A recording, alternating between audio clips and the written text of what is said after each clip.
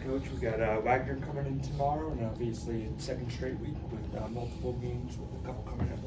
Just thoughts on Wagner, though. Well, coming into this week right now, I mean, the thing that matters the most is us being ready tomorrow night. Very impressed with Wagner's intensity level, system, disruption, and just overall attitude. They are a tough group, play extremely hard, and feel like we're going to have to really be dialed in terms of our concentration level, our toughness with the ball, and our ability, to rebound the ball. This is a team in Wagner that went to Fordham in their opener, led a majority of the game, and let it get away from them a little bit in overtime. But, knowing Fordham's style and personnel and watching Wagner play that game, they were toe-to-toe in terms of physicality and toughness, effort. And they have a couple newcomers from a season ago that weren't there, much improved offensive players. Council in particular is very impressive, scoring guard, can really attack the rim. And, their four-man as well. I think he had 18 and 13 at Fordham and can really shoot the ball. So, but for us, we have to be good at what we do and have to be much improved. Our maturity and concentration levels got to be really ready to go at the tip. But it's going to be a 40-minute game, and there's going to be very little opportunities for us to have some lapses. So exciting, third game in a row at home. We've had great crowds. Hopefully this one grows. Tuesday to be our best one, and then head into the weekend. Archie, the end of the game, 30 down to 13. The guy said you put him in tough situations in practice. What specifically are you putting them through so that those end of game situations don't get away? I can't give away my secrets, can I? You want the practice plan? If you'd like to. No. Just in general, though, I think we addressed our team coming off of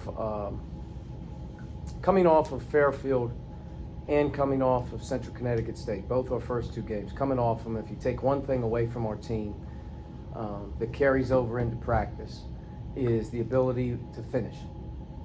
The toughest things that you have to do, the most concentrating things that you have to do, in some cases are when you're feeling good or you're ahead, or in many ways you're tired. And I think that, really disrespected the way that we try to approach things in terms of the way we finished those two games. Your resume is building, you're trying to build confidence, your team is trying to garner confidence in each other that whoever's out on the floor can get the job done. And most importantly, I think just how we want to aspire to be as we continue to grow in January and February and March isn't a team that plays 26 minutes or isn't a team that plays 23 minutes and then it turns into, kindergarten out there. And if you can hold a team to, 50-some points with 3 or 4 to go, I don't understand how they get 30 in 3 minutes. And I think that's a lack of toughness, concentration, and maturity. And I think as we practice right now, being able to do some of the hard things that we have to do in games late in practice, concentration, the little things that sort of matter about, keeping your mind locked in on the job. But we have a young group, so we're learning.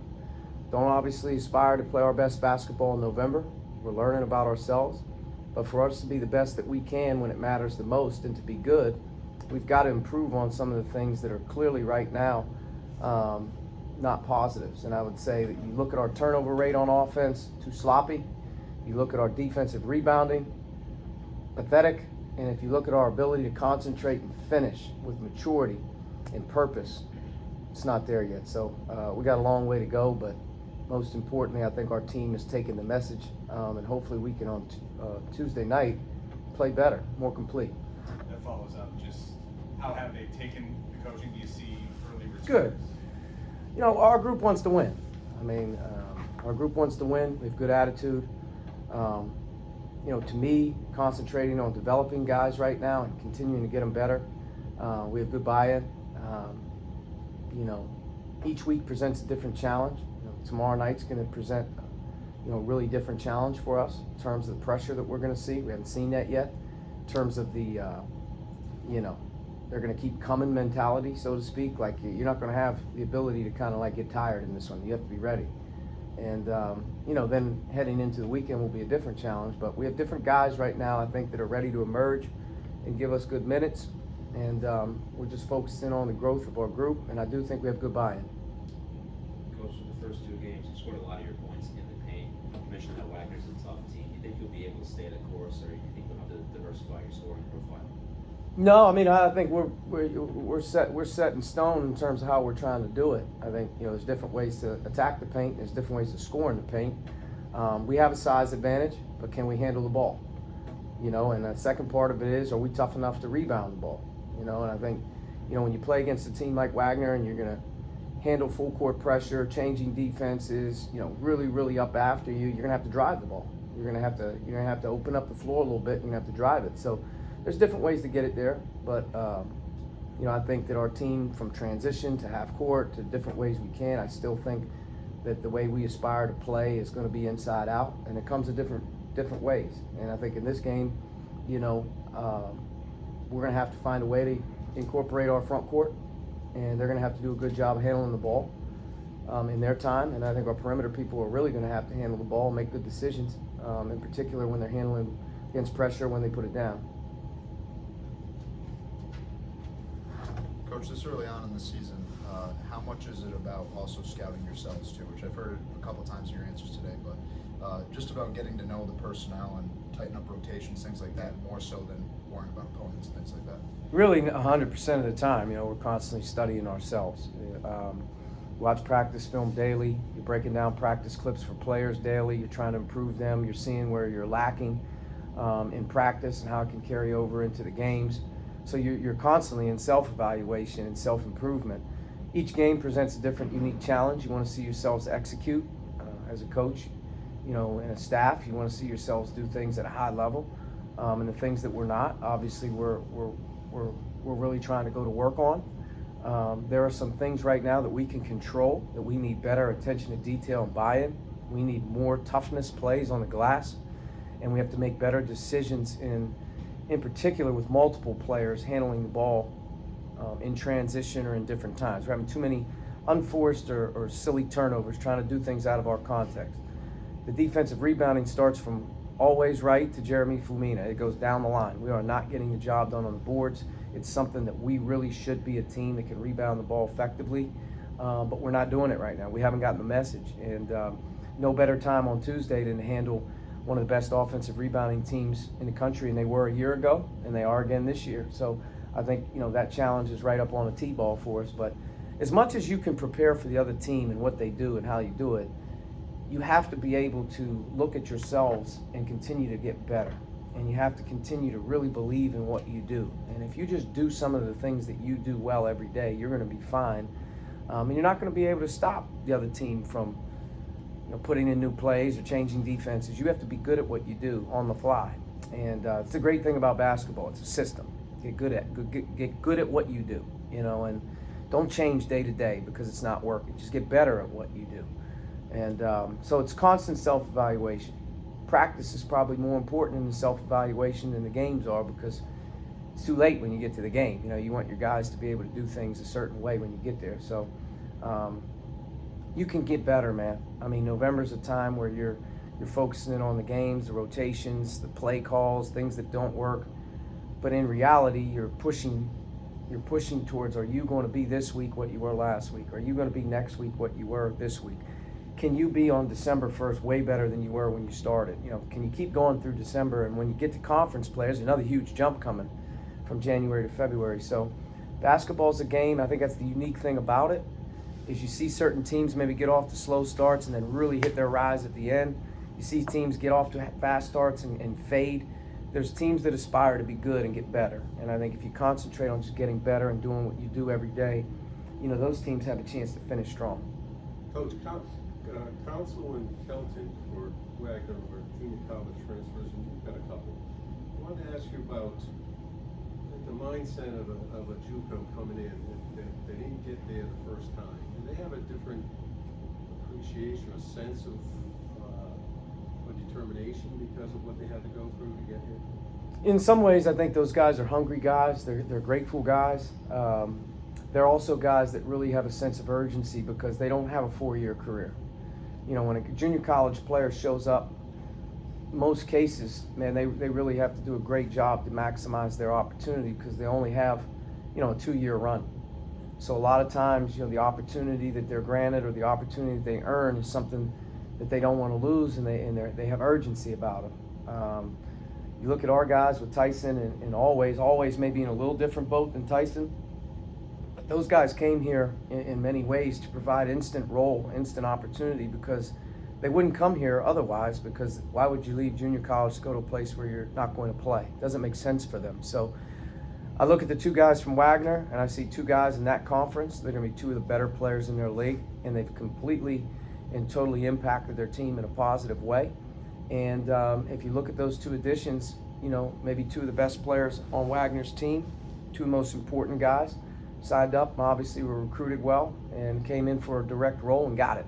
And I think you're seeing their talent level. So, but yeah, I think junior college guys, their window's not as big, so there's more urgency. And to me, they in most cases they really sign up for a role and they want it and they're hungry. I mean, in the past, there was the impression that, JUCO was the Wild West, the players didn't play defense. That's all changed. Junior college has tremendous coaching. Junior college has tremendous coaching. They have tremendous talent. There's great competition. In our guys' case, both guys are really, really well coached and really, really developed. Tyson in particular played on a team and in a league that probably has 25 to 30 guys that are playing on a nightly basis right now in Division I. So competition's good, coaching's good. They learn, in terms of a little bit older physicality, but junior college is good basketball. Archie, got Wagner, then Mohegan. Focusing on Wagner, the trap game type of thing. Can't be. Right. Not for me. And I know the way we've approached our team, no way. And to be honest with you, Mohegan's so far away from our guys' minds. There isn't much of that feeling in and around our locker room that we really can't wait to get to Mohegan, or boy, that's going to be a lot, big deal. I mean, that hasn't been our approach. I know for a fact the way our staff has approached the first 2 games, the footage that we've shown, our practices leading into today and tomorrow, it really hasn't been about that, and it can't be. To me, Wagner's a team that's going to contend in their conference. I wouldn't be surprised at all if they're not in March Madness. I think they can win their league. I think they have great tenacity. When you can go into Fordham opening night and toe it up, I've been in, I know that team, so, we're playing a good team that's, to me, ready to go. And I think the great thing about them is, as you watch them, I think they're fearless. I don't think they care they're playing at Rhode Island. I don't think they care they played at Fordham. I think they have a city toughness to them. I think they're ready to go. And I feel like we're going to get a really, really, really hard game on Tuesday night. We'll be lucky if we win. Today was about Wagner, but also the weekend Mohegan, and there's a couple of things.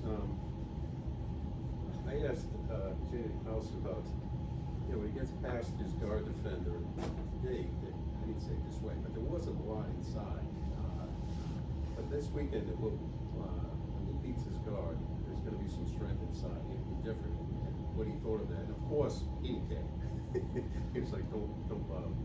But it will be a game where you won't have the size advantage that you had in the last, get to the weekend.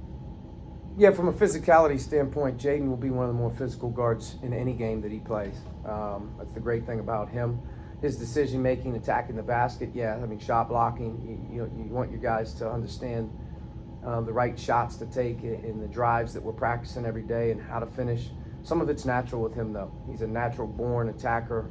He's a natural-born, north-south player.